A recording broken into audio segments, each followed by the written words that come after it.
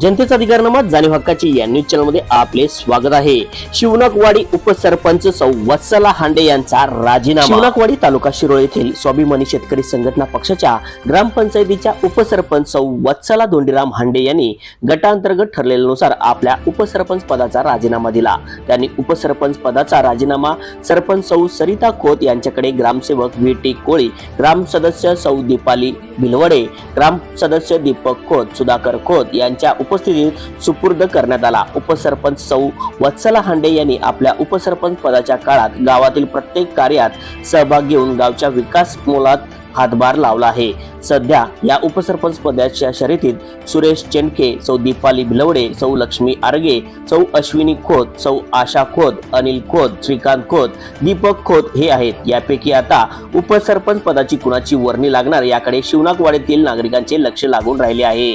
News channel network सह जनतेचा अधिकारनामा जाणीव हक्काची या न्यूज चॅनलला लाईक, शेअर व सबस्क्राईब करण्यास विसरू नका व सदैव रहा अपडेट।